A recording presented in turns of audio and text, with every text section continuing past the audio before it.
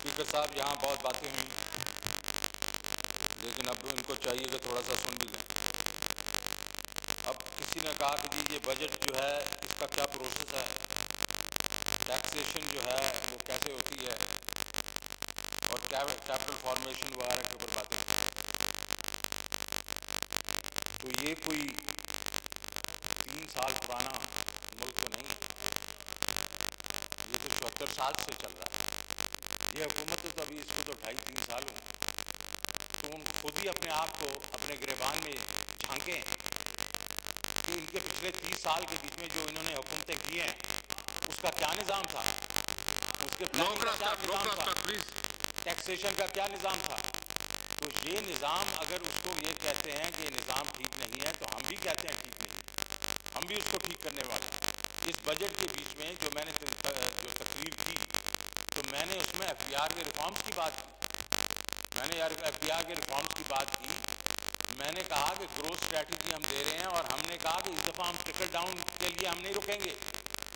ये अवाम की बातें करते हैं, हमने कहा कि अवाम के लिए हम जाके घर उनकी छतें, उनको छतें देंगे, एग्रीकल्चरिस्ट को उनको इंटरेस्ट फ्री लोन देंगे, हम अपने अर्बन एरिया वालों को हम कारोबार के लिए देंगे लोन देंगे, सेहत कार्ड देंगे।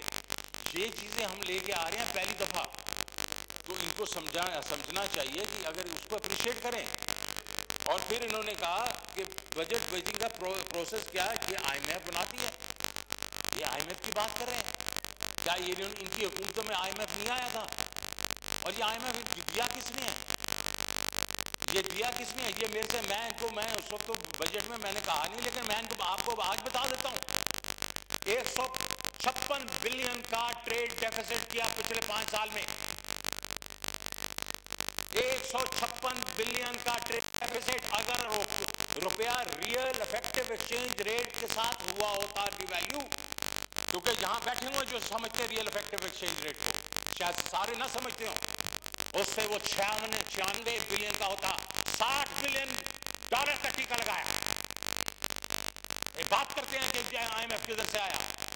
IMF इसलिए आया कि 28 बिलियन आपके पास जो फंडिंग के लिए कुछ नहीं था जब ये हुकूमत आई।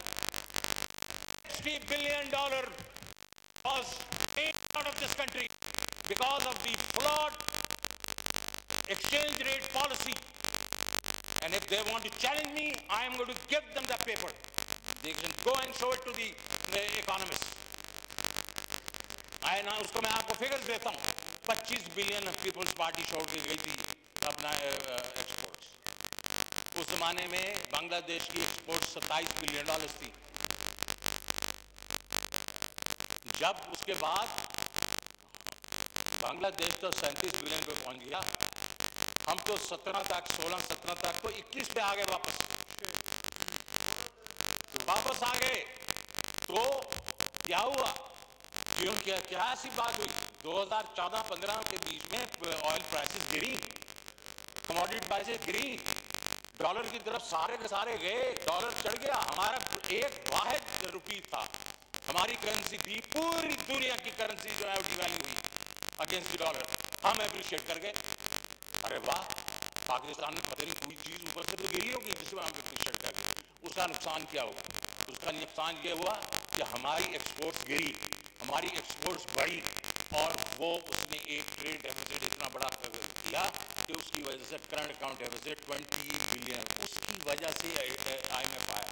जब IMF आया, इनको भी मालूम है कि IMF आके उनका तो एक ही काम है, डिमांड को निकालना।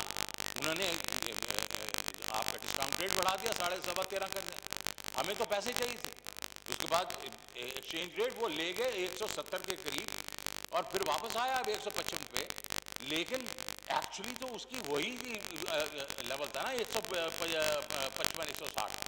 तो ये जो कहना कि डिवैल्यू कर दिया, और मैं रिस्पेक्ट करता हूँ some of these, but they know this that it had to be done. इनकी आखिरी जो साल में था, मिर्जा इस्माइल ने उसको डिवैल्यू किया। He knew there is no other option. So when you talk about IMF, Mirza Ismail ने उसको devalue किया. He knew there is no other option. So when you talk about IMF, you should say that this is not because this government wanted that IMF, because you gave that IMF to this country. So that is the reason why we got the IMF. Now let's talk about other things. तो ये बातें ना करें taxation की, जी हम taxation क्या करते हैं। Let me tell you, taxation की ये बात करें कि टैक्सेशन आपकी बढ़ी नहीं है। Let me tell you what, पहले साल के बीच में आपने जब एक दफ़ा IMF वगैरह आ जाता है, वो डिमांड को स्क्वीज करते हैं, आपकी जो ग्रोथ रेट नीचे जाती है, तो टैक्सेशन बढ़ाना बड़ा मुश्किल है। और फिर कोविड हो गया। अब ये कोविड, किसी ने कहा कि नेगेटिव ग्रोथ पहली दफ़ा हिस्ट्री में हुई। अरे सोचो, पूरी दुनिया में नेगेटिव हुई, एक मुल्क था जिसमें नहीं, और वो चाइना था, वो उसकी भी ग्रोथ रेट 6.5% गिर के 2.5% पे आ गई थी। अगर हमारी 2% से गिर के नेगेटिव 0.5 आई तो क्या क़यामत आ गई। सारी दुनिया, इंडिया 11.25% नेगेटिव पे गया, बांग्लादेश 8.5% नेगेटिव पे गया। आप उसको देखते नहीं। देखें ये सब यहाँ हम लोग बाकी इस साइड पे भी थोड़े पढ़े लिखे लोग बैठे हुए हैं, ऐसी बातें ना करें आप देखें फिर क्या हुआ। हमने उस कोविड के दौरान में हमने इस हुकूमत ने एक्शन लिए और 4% पे आ गई है इस दफा ग्रोथ, और अगले साल इंशाअल्लाह इसको 5% पे हम लेके जाएंगे। तो टैक्सेशन जो है आपको, आप कहते हैं जी हमेशा मिस कर जाते थे, हाँ शायद यही हिस्ट्री है पिछले 30 सालों में, बट इस दफा 47,000 जो 4.7 ट्रिलियन का टारगेट है मिस्टर स्पीकर, हम उसको एक्सीड करेंगे और अगले साल इसको 5.8 ट्रिलियन पे लेके जाएंगे।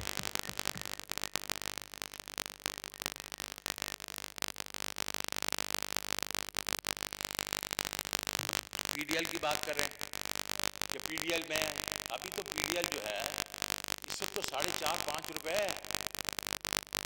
पिछली हुकूमत तो 30 रुपए पे छोड़ दी थी। अब क्या बात करें, अब कह रहे हैं हाँ आपने जो बजट में 600 रखा हुआ है तो उसकी वजह से आपको 30 रुपए पे लेके जाना पड़ेगा। अरे भाई जब जाएगा ना देखेंगे। अभी तक तो इमरान खान ने पेट्रोल की प्राइसेस नहीं बढ़ाई कितने मतलब महीनों से, तो हम देखेंगे। और ये मैं आपको यकीन दिलाता हूँ स्पीकर साहब कि गरीब आदमी पे इमरान खान बोझ नहीं डालेगा। वो IMF के सामने खड़ा हो गया है तो वो इस पेट्रोल की प्राइसेस से भी नहीं झुकेगा। तो हम गरीब के लिए जो कर रहे हैं ये बातें करते रहते हैं, हमने तो प्रैक्टिकली आपको दे दिया है वो प्लान।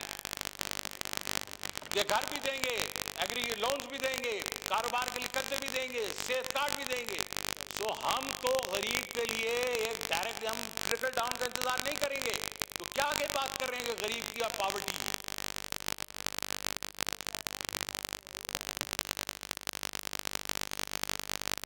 अभी हमारे कैसर शाह साहब बड़े अच्छे आदमी हैं और मैं उनकी कदर करता हूं। मैं भी किसी ज़माने में इलेक्टेड था कैसर शाह साहब, तो आप ये ना कहें मैं अनइलेक्टेड आदमी इधर आ गया। दूसरी चीज़ ये है कि ये बात सही करते हैं कि 1972 के बाद हमने प्लानिंग छोड़ दी और हम एनुअल डेवलपमेंट प्लान पे आ गए और कोरिया वगैरह ने हमारे ही प्लान लेके चले गए। और ये सही बात करते हैं कि 60s की 1968 में Pakistan was the 4th largest economy in Asia after Japan, China and India and Pakistan. India, China and Pakistan. अब किधर है? क्योंकि प्लानिंग छोड़ दी हमने। अब इस दफा स्पीकर साहब हमने एक इकोनॉमिक एडवाइजरी काउंसिल बनाई, उसमें 22 जो हमारी मिनिस्ट्रीज हैं और हमारे इदारे हैं उन्होंने डिटेल्ड प्लान बना दिए हैं, short, medium, long term plan बना दिए हैं जिस तरह पहले बनते थे विद ऑल स्टेक होल्डर्स। और वो हमने जो स्ट्रेटेजिक प्लानिंग थी फिर से शुरू कर दी है। और ये पिछले आप देखें ना 72 के बाद नहीं हुई, ये 72 के बाद 50 साल के बाद हमने अभी पहली दफा की फिर से शुरू कर दिया है। तो जनाब आपको ये खुशी होगी कि हम ये कर रहे हैं। और दूसरा फिर आपने बात की कि करंट अकाउंट डेफिसिट हो गया इस महीने में। अरे भाई अभी भी पूरे 11 महीने का सरप्लस है। ठीक है अभी भी सरप्लस है। क्या हमें विरसे में मिला? $20 बिलियन का डेफिसिट इस वक्त सरप्लस है।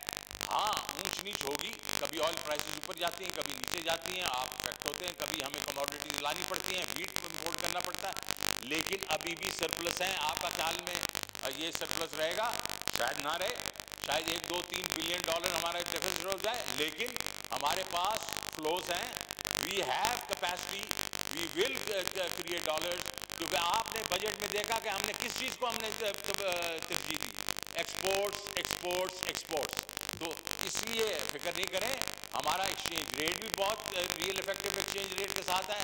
हमने अपने जो उससे हमारी जो एक्सपोर्ट्स भी बढ़ेंगी, इंपोर्ट्स भी कम होंगी, इंशाल्लाह ये कंट्रोल में रहेगा। अगले साल हम बजट कह रहे हैं कि 2 से 2.5 बिलियन डॉलर का हमारा डेफिसिट होगा, तो इसमें घबराने की इतनी जरूरत नहीं है। पाटा पाटा की बात कर रहे हैं, ये हुकूमत जब तो वादा करती है, जब अपने अवाम से वादा करती है, उसको पूरा करती है। और अगर ये लोग कह रहे हैं कि जनाब उससे जो है बहुत, तो हमने जो वादा किया उन लोगों के साथ जो 30 साल से सफर कर रहे थे, जो बेघर हो गए थे, जिनकी आप समझे कि आमदनी जो है बिल्कुल गायब हो गई थी, उसमें इसी पार्लियामेंट ने 3 साल पहले एक वादा किया था और अब उसके ऊपर एक शोर मच गया। लेकिन आपकी हुकूमत ने बैठ के उनके सब स्टेक होल्डर के साथ बैठे और एक उसका एक ऐसा वे फॉरवर्ड निकाला जो पाटा पाटा वाले भी खुश हैं और सेटल्ड एरिया वालों को भी हमने प्रोटेक्ट किया। तो हम घबराते नहीं हैं इश्यूज से, लेकिन हम पोलिटिसाइज नहीं करते इश्यूज को और लोगों के साथ खड़े रहते हैं। और मैं आपको इसी चीज़ के ऊपर आगे लेके जाता हूँ कि जब मैं NFC मैंने किया था तो ये जो आपके नेट हाइडल प्रॉफिट जो आपके रुके हुए थे 110 अरब रुपया मैंने दिया था KP को, बिकॉज वो उनको बनता था और सेंटर उसके ऊपर बैठा हुआ था। तो हम लोग वादों से पीछे हटने वाले नहीं हैं। और ये 200 बिलियन अभी नहीं हुआ, अभी सिर्फ 86 अरब रह गया, जिसमें इसी महीने में हम 25 बिलियन दे देंगे।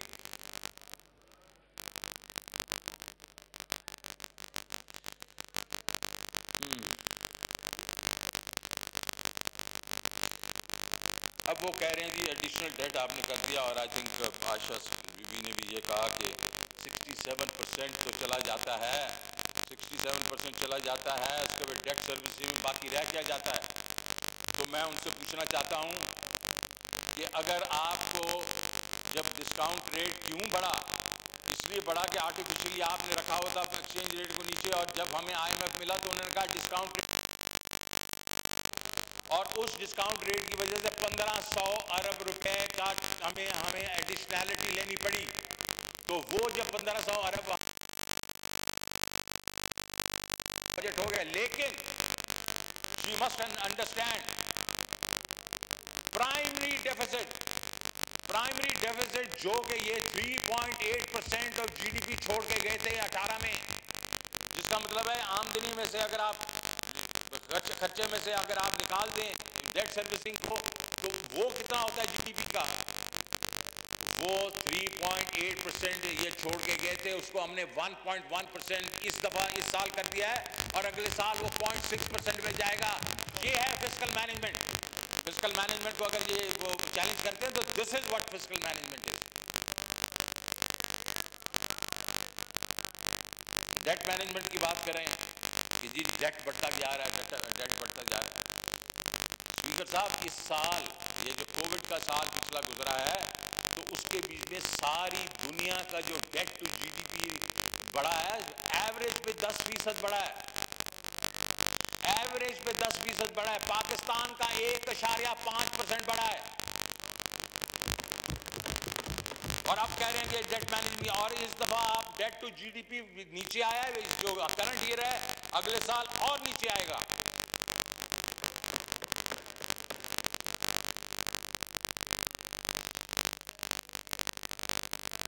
वैक्सीनेशन से की बात की, अब मैंने अपने बजट में कहा, कल भी कहा कि 1.1 बिलियन डॉलर हमने एलोकेट कर दिया है, और 10 करोड़ हमारे पाकिस्तानियों को वैक्सीनेशन अगले साल जून से पहले हो जाएगी। 10 करोड़। तो ये तो मुझे नहीं समझ आ रही कि क्यों ये घबराए हुए हैं इस चीज़ के ऊपर। अब बात आई कि ये आपका, किसी ने कहा कि हमारे वक्त के बीच में तो हमने टैक्सेस को डबल कर दिया। पहले साल आपका तोहफा, इकॉनमी नीचे जाती है, टैक्स बढ़ता नहीं है। अगले साल कोविड हो जाता है, इनके ख्याल में अगर ये बैठे होते और कोविड में इन टैक्स को डबल कर देते तो मेरे ख्याल में ज़रा हमें सोचना चाहिए। रिफॉर्म करेंगे, क्या कर रहे हैं स्पीकर साहब? FBR को रिफॉर्म इन्होंने किया इस चीज़ को कि यूनिवर्सल सेल्फ असेसमेंट हो, जिसमें FBR किसी को हाथ भी नहीं लगाएगा, कि थर्ड पार्टी ऑडिट हो। 5 साल 10 साल मैंने 2009 में ये शुरू किया था, मैं जैसे गया इन्होंने ख़त्म कर दिया। 10 साल से इन्होंने क्यों नहीं किया ये चीज़ जो हम कर रहे हैं? अब फिर कह रहे हैं अरेस्ट की बात है।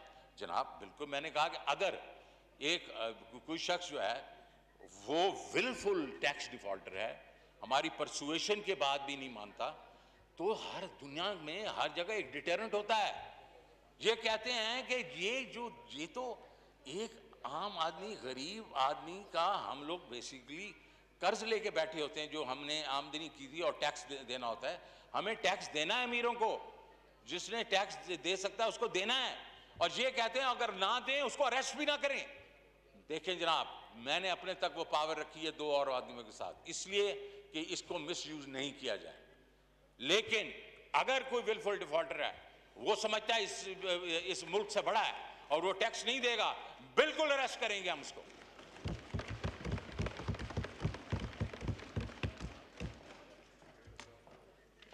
तो जनरली जनाब पॉइंट ये है कि हमारा ये बजट जो है ये ग्रोथ का बजट है, उम्मीदों का बजट है। इमरान खान साहब ने जो कहा कि ये जो है रियासत मदीना की तरफ हम जा रहे हैं और हमने कुछ बहुत ही फंडामेंटल चेंजेस लाए हैं जो मैंने बॉटम्स अप की बात की है, इनको अप्रिशिएट करना चाहिए कि गरीब आदमी का घर अगर बने, अगर उनको सस्ते कर्जे मिलें और उनकी आमदन बढ़े, तो पूरे पाकिस्तान को उसको अप्रिशिएट करना चाहिए।